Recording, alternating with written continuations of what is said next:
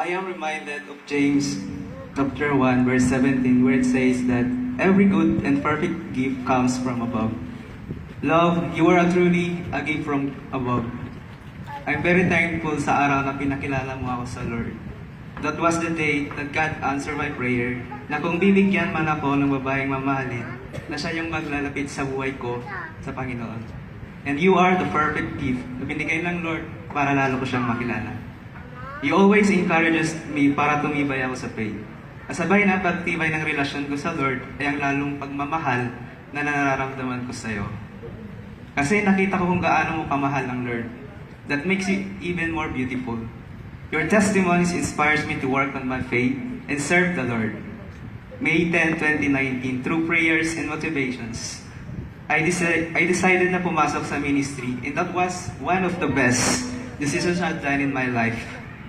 Thank you for being God's instrument to experience the joy and privileges of serving Him.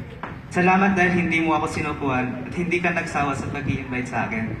And now, to God be the glory, pareho na tayong lingkod ng Lord.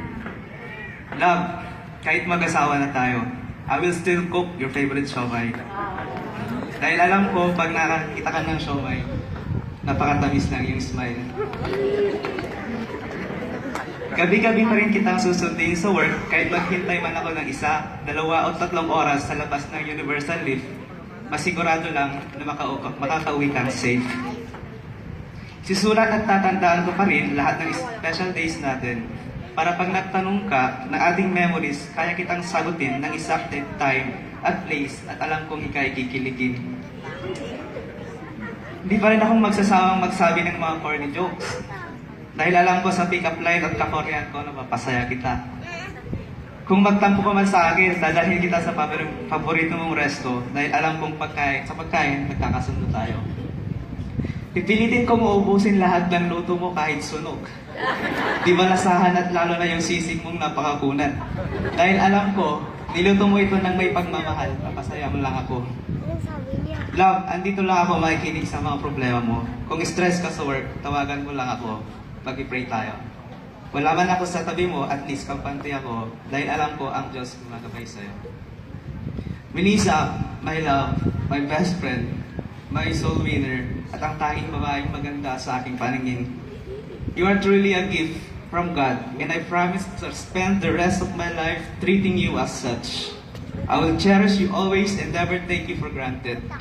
I will lead and guide you as Christ leads me. I will follow His teachings and obey His commandments to the best that I can. I will lead by example with patience and understanding. I will be slow to anger and quick to listen.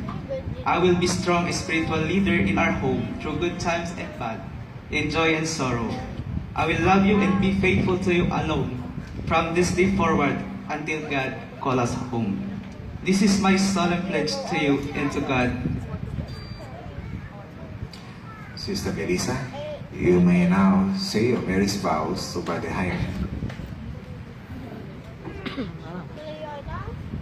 Love, I am grateful that we fell in love at the right time. Tunay nga na pinagtagpo tayo ng Lord with a purpose. I remember nung panahong na-invite kita sa church, nakita ko kung paano ka lumago sa faith, and I really admire how you love God. And that's the time I fell in love with you. I fell in love with your heart and your soul. Dagdag mo pa yung pagapuan mo inside and out. At yung mga kakornihan mong jokes na bentang-benta sa akin. As time goes by, nakita ko kung paano ka nagtuloy-tuloy sa pag-attend sa church until such time na you decided na pumasok na din sa ministry.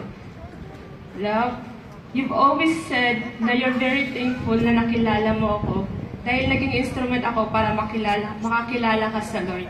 But I can say na mas thankful ako na nakilala kita dahil you always inspired me na magtuloy-tuloy sa ministry. You always there for me to push me deeper into God kapag nadadown ako. Lagi mong pinapaliwan sa akin kung gaano kabuti ang Lord. And truly, you are an answer to my prayers na matagal ko na pinag-pray. Hindi lang kita partner or best friend, but also you are my motivator and encourager sa loob at labas ng church. Thank you, love, dahil dumating ka sa buhay ko with a purpose. You are my greatest reward and blessing, and I thank the Lord for giving me such a godly man to share my life with. My love, from this day forward, I commit my life to you as your wife. I promise to love you faithfully and be patient with you. Simula ngayon, ibibigay ko ang 100% na tiwala ko sa iyo. I will submit myself to your headship as to the Lord. Hindi man ako sanay sa mga gawaing bahay, pero sisikapin kong maging isang mabuting asawa at ina sa magiging anak natin. Aalagaan kita sa abot ng aking makakaya. At kahit pagod na galing sa work, I will spend quality time with you. Magta-travel tayo kahit saan mo gusto, and let's build more memories together. Sa panahong may pagdadaanan tayo, love, walang susuko ha, magiging kalakasan at sandigan natin ang isa't isa. Alam kong makakaya natin ang lahat sa tulong ng Lord, and we will pray together and allow God to be the foundation of our marriage. We will build not just a home, but a Christian home. And from this moment, I make a vow, my love of my life. I give you my hand, my heart, and my love. Let the grace of our Lord Jesus Christ, the love of God, abide with us now and forever.